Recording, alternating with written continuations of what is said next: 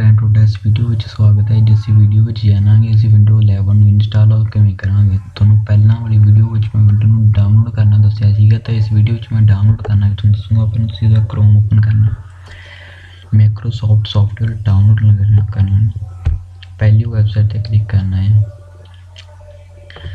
जी window 11 में install करने जा रहे हैं। ये भी लैपटॉप में ना सिक्योर बूट बायोस तो ना TPM मतलब सिस्टम रिक्वायरमेंट पूरी होनी चाहिए, पूरी नहीं है। बिना सिस्टम रिक्वायरमेंट तो विंडो इंस्टॉल करके दस दूँगा, कोई प्रॉब्लम नहीं आऊँगी। 100% विंडो चलूँगी। वेट कर लेने जी मैं देख सकते हैं विंडो 7 8 10 11 विंडो 11 पे क्लिक करना है।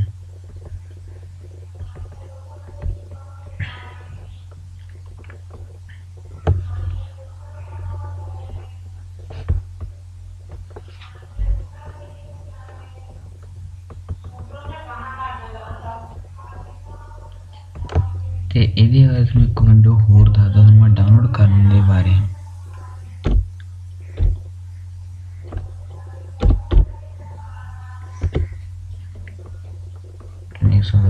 विंडो 11 तीन सेटअप आ रहे हैं। डाउनलोडिंग के बाद तीसरे से क्लिक करना, विंडो 11 सेलेक्ट करके डाउनलोड से क्लिक करना है। तो लैंग्वेज सेलेक्ट कर लेनी है, इंग्लिश कंफर्म कर लेना। तो बाद तुम्हें पूछना बिट 64 पे क्लिक करना है।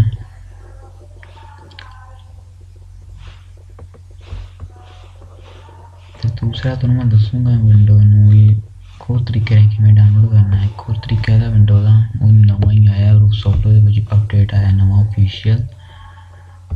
रूफ में सर्च कर लेना तो जाके मिनट स्लो चल रहा है प्रॉब्लम आ रही है।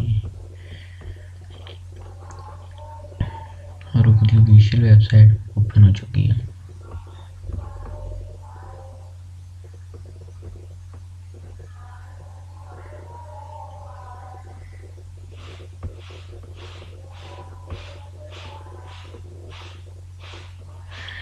तुम देख सकते हो साडी विंडो 11 डाउनलोड हो चुका होने लग पई है। मैं पर इन डाउनलोड नहीं करांगा क्योंकि पहले ही इसमें इंस्टॉलिंग डाउनलोड किया है। जानी रूफ तो विंडो किमें डाउनलोड करनी, तुम रूफ की वेबसाइट पर जाना है। रूफ 3.710 इतने क्लिक करना है। ठीक है, तो विंडो 11 तुम दसती ऑफिशियल वेबसाइट किमें डाउनलोड करनी है और रूफ तुम क्लिकिंग करके डाउनलोड कर लेना है। तो नैक्सट स्टैप चलते हैं उस विंडो में बूट किमें करना है। ये रूफ का जो तुम दसिया भी रूफ डाउनलोड करना न्यू वर्जन के नाल।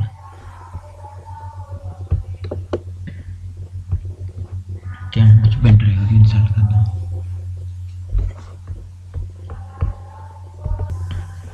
जिमें तुम देख सकते हो रूफ डाउनलोडिंग से लग चुके हैं। तुम डाउनलोड कर लेना। डाउनलोड करने तो बाद जी पेन ड्राइव में बूट करना है उन्होंने इंस्टॉल कर लेना है। तुम देख सकते हो मैंने पेन ड्राइव इंस्टॉल कर लिया। 16 जी पेन ड्राइव है मेरी है। जब भाई रूफ डाउनलोड होगा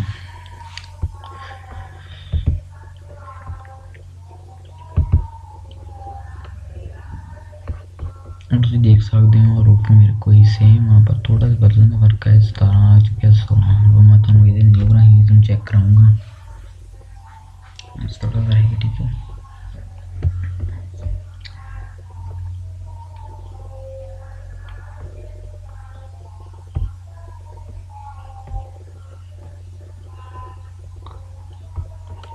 कि हाँ देख सकते रूफ साडा सॉफ्टवेयर आ चुके हैं। डबल क्लिक करे ओपन कर लेना है। इंटरनेट आपका बंद कर लो क्योंकि लैपटॉप की प्रॉब्लम करूँगा मैं चाहती प्रॉब्लम करे। यस पे क्लिक करना है। ठीक है, तो अपडेट वाले बच्चेगा नो कर देना चाहिए। हाँ तुम देख सकते हैं आ गया। ठीक है, इतों सिलेक्ट कर लेनी है विंडो अपनी।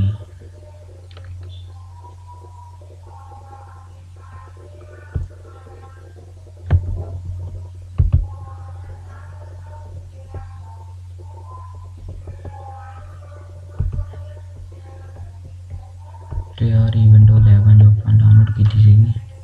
ਦੇਖੋ ਹੁਣ ਤੁਹਾਨੂੰ ਤੇ ਆਪਸ਼ਨਾਂ ਮਿਲ ਰਹੀਆਂ ਨੇ TPM ਸਿਕਿਉਰ ਬੂਟ। ਜੇ ਤੁਹਾਡੇ ਲੈਪਟਾਪ ਤੇ ਹੈਗਾ ਤਾਂ ਇਹਨੂੰ ਸਿਲੈਕਟ ਕਰੋ, ਜੇ ਨਹੀਂ ਹੈਗਾ ਤਾਂ ਨੋ TPM ਨੋ ਸਿਕਿਉਰ ਬੂਟ। ਤੇ ਦੂਸਰੀ ਆ ਪਾਰਟੀਸ਼ਨ ਚੈੱਕ ਕਰਨਾ ਆ। ਇਹਦੇ ਤਰੀਕੇ ਤੁਸੀਂ ਰਾਈਟ ਕਲਿੱਕ ਕਰਕੇ ਡਿਸਕ ਮੈਨੇਜਮੈਂਟ 'ਚ ਜਾਣਾ। ਡਿਸਕ ਮੈਨੇਜਮੈਂਟ ਦੇ ਵਿੱਚ ਤੁਸੀਂ ਚੈੱਕ ਕਰਨਾ ਤੁਹਾਡੀ ਡਿਸਕ MRP ਤੇ GPT ਦੀ ਆ। ਇੱਥੇ ਜਾਣਾ ਤੁਸੀਂ ਪ੍ਰੋਪਰਟੀਜ਼ ਦੇ ਵਿੱਚ ਜਾਣ ਤੋਂ ਬਾਅਦ ਜਾਣਾ ਉਰੇ ਦੇਖ ਸਕਦੇ ਹੋ ਤੁਸੀਂ ਮੇਰੀ ਹਾਰਡ ਡਿਸਕ BRP ਦੀ ਆ, ਤੁਹਾਡੀ ਹਾਰਡ ਡਿਸਕ GPT ਹੈ, ਤੁਸੀਂ ਉੱਥੇ GPT ਸਿਲੈਕਟ ਕਰਨਾ ਹੈ। ਮੇਰੀ MRP ਤੇ ਆ ਤਾਂ ਮੈਂ ਇਹਨੂੰ ਸਟਾਰਟ ਕਰੂੰਗਾ ਯੈਸ ਕਰ ਦੇਣਾ। ਤੁਹਾਡੀ ਪੈਨ ਡਰਾਈਵ ਬੂਟ ਹੋਣ ਆ ਜਾਊਗੀ ਅਤੇ ਮੈਂ ਪੈਨ ਡਰਾਈਵ ਪਹਿਲਾਂ ਹੀ ਬੂਟ ਕੀਤੀ ਹੁਣ ਤੁਹਾਨੂੰ ਮੈਨੂੰ ਇੰਸਟਾਲਿੰਗ ਕਰਨੀ ਦੱਸਦਾ ਮੈਨੂੰ ਇੰਸਟਾਲਿੰਗ ਕਿਵੇਂ ਕਰਨਾ। ਸਟੈਪ ਬਾਏ ਸਟੈਪ 100% ਵਰਕ ਕਰੂੰਗੀ। ਅਤੇ ਵੀਡੀਓ ਨੂੰ ਲਾਈਕ ਕਰ ਦਿਓ। ਅਤੇ ਹੁਣ ਆਪਾਂ ਨੂੰ ਸਕਰੀਨ ਤੋਂ ਬਾਹਰ ਕੱਢਣਾ ਪੈਣਾ ਹੈ ਹੁਣ। Thank you. ਅਤੇ ਚਲੋ ਹੁਣ ਵੀਡੀਓ ਇੰਸਟਾਲ ਕਰਦੇ ਹਾਂ। ਅਤੇ ਆਪਣਾ ਡਾਟਾ ਚੈੱਕ ਜ਼ਰੂਰ ਕਰ ਲਓ ਤੁਹਾਡਾ ਸੀ ਡਰਾਈਵ 'ਚ ਕੋਈ ਡਾਟਾ ਨਾ ਪਿਆ ਹੋਵੇ। ਚਲੋ ਮੇਰਾ ਫਿਲਹਾਲ ਅਜੇ ਕੋਈ ਡਾਟਾ ਨਹੀਂ ਹੈਗਾ ਸੀ 'ਚ। ਆਪਣੀ ਹਾਰਡ ਡਰਾਈਵ ਦਾ ਵੀ ਮਤਲਬ